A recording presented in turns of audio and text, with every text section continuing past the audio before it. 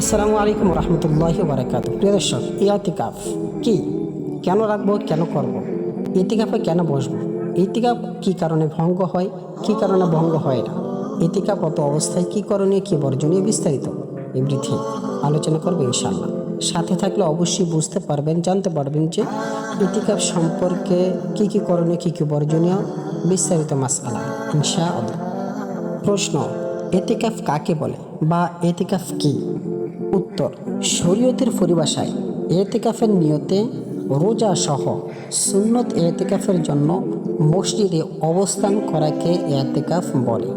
এটাকেই বলা হয় এতেকাফ। প্রশ্ন: এতেকাফের উদ্দেশ্য কি?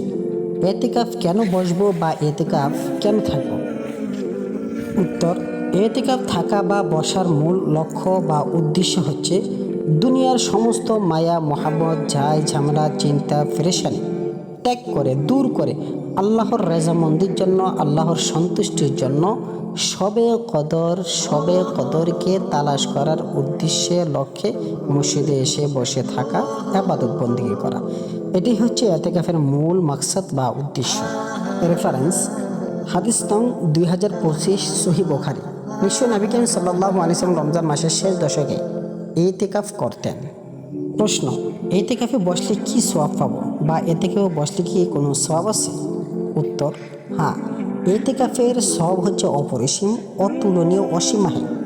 অনেক সওয়াব ইতিকাফ সম্পর্কে রয়েছে, বর্ণিত আছে হাদিসে পাকের মধ্যে। যেমন নবী করিম সাল্লাল্লাহু আলাইহি ওয়াসাল্লাম এর হাদিসে মুবারাকা থেকে জানা যায় যে যে ব্যক্তি ইতিকাফরত অবস্থায় থাকে সে ব্যক্তি গুনাহ থেকে দূরে থাকে, গুনাহ থেকে মুক্তি পায় এবং বাহিরে থেকে যে সমস্ত ন্যাক আমলগুলা তাই সে করতে পারত, ওই সমস্ত ন্যাক আমলগুলা সে মসজিদের মধ্যে ইতিকাফরত অবস্থায় বসে না করেই পেতে থাকে। রেফারেন্স: সুনানে ইবনে মাজাহ, হাদিস নং 1781। 2 নম্বরে জয়ীফ এবং দুর্বল একটি হাদিসের সনদের দ্বারা এই ফজিলতও জানা যায় যে ইতিকাফ রমজান মাসের শেষ দশকের মধ্যে যে ব্যক্তি করবে সে 2টি হজ এবং 2টি উমরার সওয়াব হবে। বাইহাকি। 3 নম্বর, যে ব্যক্তি আল্লাহর সন্তুষ্টির জন্য একদিন ইতিকাফ থাকবে, আল্লাহ পাক রব্বুল আলামিন তার এবং জাহান্নামের মধ্যে 3 খন্দক দূরত্ব সৃষ্টি করে দেবেন। 1 খন্দক সমান জমিন এবং আসমান, এরকম 3 জমিন এবং আসমানের মধ্যবর্তী খালি স্থান পরিমাণ জাহান্নামকে ওই ব্যক্তির কাছ থেকে দূরে সরিয়ে দেবে। তাবরানী। প্রশ্ন: কথা বললে কি ইতিকাফ ভঙ্গ হয়ে যায়? উত্তর: না, কথা বললে ইতিকাফ ভঙ্গ হয় না, বরঞ্চ প্রয়োজনীয় কোনো কথা থাকলে আপনি সেটি মসজিদের মধ্যেও বলতে পারবেন, কিন্তু অযথা অনর্থক কথাবার্তার মধ্যে লিপ্ত থাকা অনুচিত, এটি ঠিক নয়। আমাদের সমাজের অনেক মানুষ এরকম রয়েছে যারা ছোটোখাটো কথার জন্য মসজিদের বাইরে চলে যান আর বলেন যে এটি আমার প্রয়োজনীয় কথা। প্রয়োজন কাকে বলে সেটিও জানছে না অনেকেই, কিন্তু এই সমস্ত ক্ষেত্রে সে মসজিদের বাইরে যদি চলে যায় অপ্রয়োজনীয়ভাবে, যেগুলোকে শরীয়তের দৃষ্টিতে প্রয়োজন বলে গণ্য করেননি, তখনই তার ইতিকাফ ভঙ্গ হয়ে যাবে। এর আলোচনা বিস্তারিত সামনে আসবে ইনশাআল্লাহ। প্রশ্ন: ইতিকাফরত অবস্থায় তেল, সুনু, লোশন, আতর, সেন্ট ইত্যাদি এসব দিতে পারবে? উত্তর: হ্যাঁ, ইতিকাফরত অবস্থায় তেল, চুনো, আতর, লোশন, সেন্ট সব কিছুই ব্যবহার করতে পারবে, এতে কোনো সমস্যা নেই। প্রশ্ন: ইতিকাফরত অবস্থায় কি ব্রাশ করতে পারবে কিংবা মেসওয়াক করতে পারবে? হ্যাঁ, উত্তর: অবশ্যই ইতিকাফরত অবস্থায় মিসওয়াক করতে পারবে, ব্রাশও করতে পারবে। ব্রাশ করার সময় যেন টুথপেস্ট যা দিয়ে আমরা ব্রাশ করি ওই সমস্ত টুথপেস্টের ঔষধ তার পদার্থ যেন হলকের নিচে চলে না যায়, এতে করে রোজা ভঙ্গ হয়ে যাওয়ার সম্ভাবনা রয়েছে। প্রশ্ন: ইতিকাফরত অবস্থায় ফোন বা ইলেকট্রিক ডিভাইস ব্যবহার করা যাবে? উত্তর: হ্যাঁ, ইতিকাফরত অবস্থায় আপনি ফোনে কথা বলতে পারেন প্রয়োজনীয় কথা। ইলেকট্রিক ডিভাইস বলতে internet, Facebook, YouTube, Twitter, Instagram এই সমস্ত কিছু ব্যবহার করার দ্বারা ইতিকাফের যে মূল ভাবভঙ্গি রয়েছে, ভাবমূর্তি রয়েছে, ওগুলো নষ্ট হয়ে যায়। ইতিকাফের আধ্যাত্মিকের বিষয়ের উপর আঘাত হানে, ফলে ইতিকাফ নষ্ট হয়ে যাওয়ার সম্ভাবনা থাকে। বিদায় এই সমস্ত জিনিস ইতিকাফরত অবস্থায় ব্যবহার করা থেকে বিরত থাকাটাই হচ্ছে উত্তম। প্রশ্ন: ইতিকাফকারী ব্যক্তির খাবার মসজিদে নিয়ে আসতে পারবে? হ্যাঁ, উত্তর, অবশ্যই এতেকাফরত ব্যক্তির খাবার মসজিদের মধ্যেই নিয়ে আসবেন, মসজিদের মধ্যেই সে খাবে, বরং এটা সুন্নত তরিকাই হবে। এতেকাফকারী মসজিদের মধ্যে খাবার খাওয়া এবং ঘুমানো এটি হচ্ছে সুন্নত। প্রশ্ন, এতেকাফকারী ব্যক্তির খাবার আনার জন্য কোনো মানুষ যদি না থাকে, সে মসজিদ থেকে বের হয়ে খাবার আনতে যেতে পারবে? উত্তর, হ্যাঁ, এটা প্রাকৃতিক এবং শারীরিক শরীর ওজর। এক্ষেত্রে সে মসজিদের থেকে বের হয়ে খাবারের সময় খাবার আনার জন্য তার গন্তব্যস্থানে যেতে পারবে।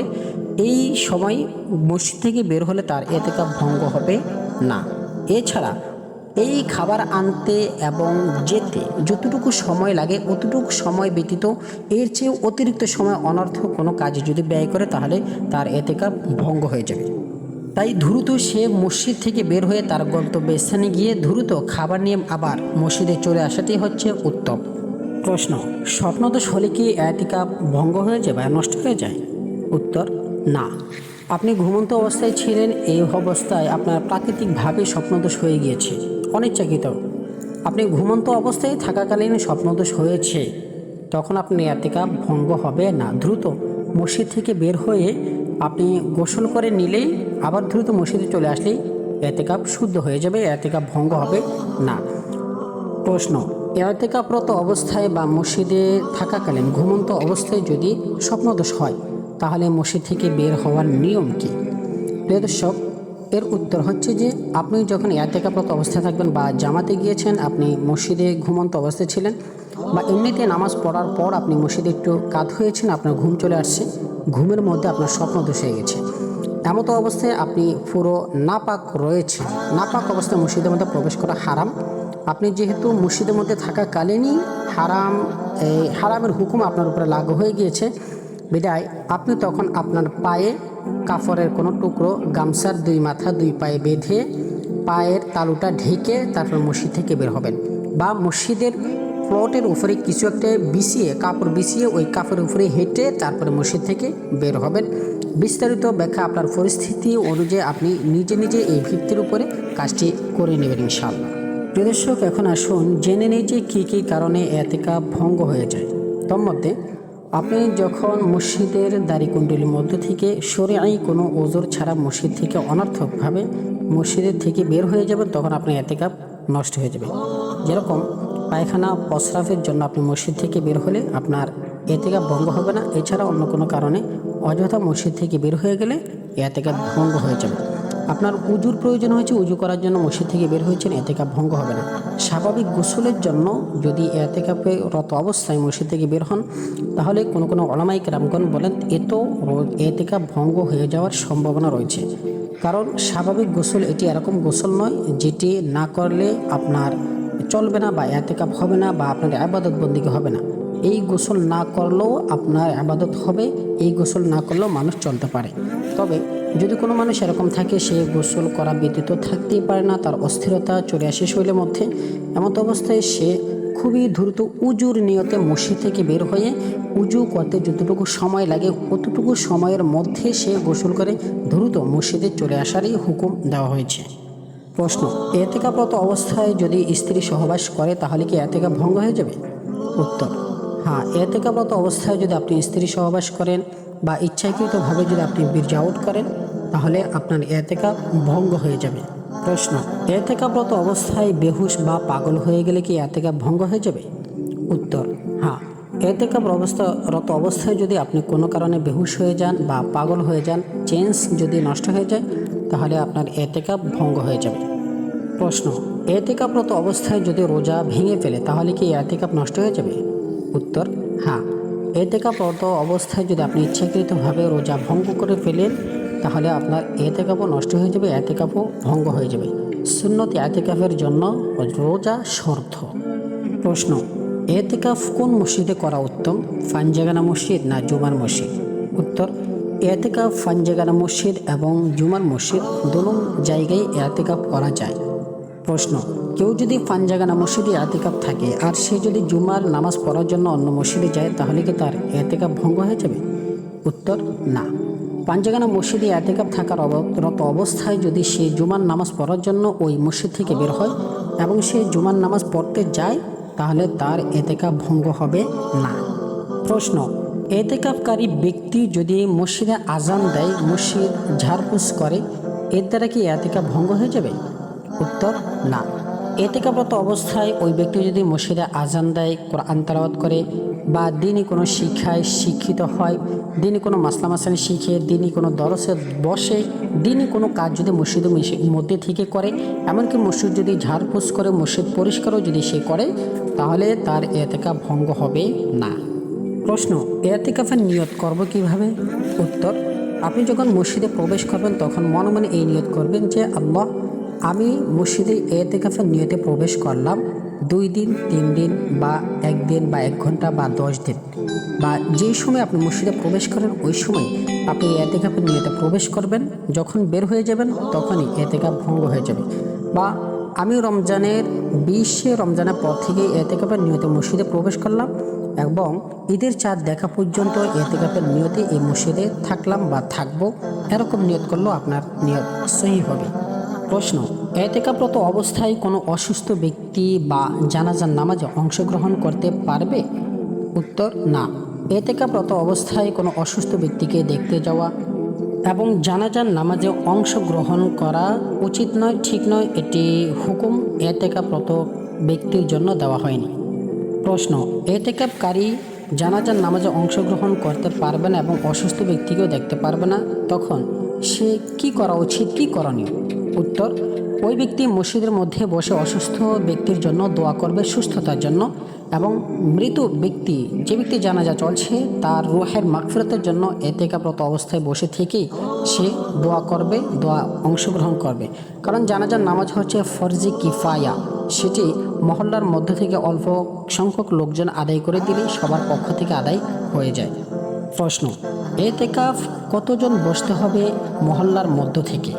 উত্তর, মহল্লার মধ্য থেকে যে কোনো একজন যদি এতেকাফে বসে তাহলে মহল্লার সমস্ত মানুষ এই গুনাহ থেকে, এই এতেকাফ বসার ইবাদতের দায়ভার থেকে মুক্তি পাবে। মহল্লার মধ্যে থেকে যদি কেউই না বসে তাহলে সকলেই সমান হারে গুনাহগার হবে। প্রশ্ন, এতেকাফরত ব্যক্তিকে কোনো হাদিয়া তোহফা দেওয়া কি জায়েজ? উত্তর, হ্যাঁ। এতেকাফরত ব্যক্তিকে আপনি হাদিয়া তোহফা আপনার ইচ্ছা অনুযায়ী আপনি দিতে পারবেন। প্রশ্ন, কাউকে টাকা দিয়ে এতেকাফে বসানো জায়েজ আছে? উত্তর, না। কাউকে টাকা দিয়ে, বিনিময় দিয়ে এতেকাফে বসানো জায়েজ নেই। প্রশ্ন, এতেকাফের সময় কখন শুরু হয় এবং কখন শেষ হয়? উত্তর, রমজান মাসের শেষ দশকের এতেকাফ 20 রমজানের আসরের পর থেকে নিয়ে 30 বা 29 রমজানের চাঁদ দেখা যাওয়ার আগ মুহূর্ত পর্যন্ত, অর্থাৎ চাঁদ দেখা গেছে নিশ্চিতভাবে জেনেছেন, মাগরিবের নামাজ পড়ে তারপরে মসজিদ থেকে বের হবেন। আরও বিস্তারিত কনফার্ম হওয়ার জন্য ইশারের নামাজ পড়ে এতেকাফ থেকে বের হওয়াটা উত্তম। কারণ অনেক সময় মাগরিবের নামাজের পরে ধোঁয়াশা থাকার কারণে, মেঘাচ্ছন্ন আকাশ থাকার কারণে চাঁদের পরিস্থিতি জানা যায় না। মোটামুটি ইশারের নামাজ পর্যন্ত অপেক্ষা করলে তা নিশ্চিতভাবে কনফার্ম জানা যায়। প্রশ্ন, এতেকাফ যদি ভেঙে যায় কোনো কারণে তাহলে তার কাজা আদায় করব কিভাবে? উত্তর, আপনি মনে করেন 20 রমজান থেকে 21 রমজান থেকে আপনি এতেকাফে বসেছেন, আপনার 23 রমজান কোনো কারণে এতেকাফ নষ্ট হয়ে গেছে, আপনার রোজা ইচ্ছা করে ভেঙে ফেলেছেন বা এতেকাফ ইচ্ছা করে ভঙ্গ করে ফেলেছেন, তাহলে এর পরবর্তী সময়গুলা যেগুলো আসছে ওই সময়গুলো আপনি মসজিদের মধ্যেই থাকবেন এবং রমজানের পরে রোজা সহ, রমজানের পর রোজা সহ আপনি যেই একদিনের মধ্যে এতেকাফ নষ্ট করে ফেলেছেন, মনে করেন 23 রমজানে আপনার এতেকাফ যে কোনো কারণে ভঙ্গ হয়ে গেছে, নষ্ট হয়ে গেছে, ওই একদিনের এতেকাফ রমজানের পরে মসজিদে বসে কাজা আদায় করে দিবেন। একদিনের জন্য একদিন, এই নয় যে আপনার একদিন রমজানের এতেকাফ নষ্ট হয়ে গেছে, একদিন ভঙ্গ করে ফেলেছেন, তার মানে শুরু থেকেই রাখতে হবে, যে বিষয়টি এরকম নয়। প্রশ্ন, এতেকাফরত অবস্থায় চুল বা নখ কাটা কি জায়েজ আছে? উত্তর, না। এতেকাফরত অবস্থায় মসজিদের মধ্যে চুল বা নখ কাটা জায়েজ নেই, কারণ এতে মসজিদ অপবিত্র, নোংরা হয়ে যাওয়ার সম্ভাবনা থাকে। কিন্তু কিছু কিছু ওলামায়ে কেরামগণ বলেছেন যে গামছা বিছিয়ে নখ কাটতে পারে, তবে চুলের বিষয়টি গামছা বিছানো হলেও মসজিদের পরিবেশ নষ্ট হয়ে যাওয়ার সম্ভাবনা রয়েছে। এজন্য চুল বা নখ বা জেরেনাব অর্থাৎ গুপ্ত স্থানের লোম আপনি এতেকাফে বসার আগেই পরিষ্কার করে মসজিদে প্রবেশ করবেন।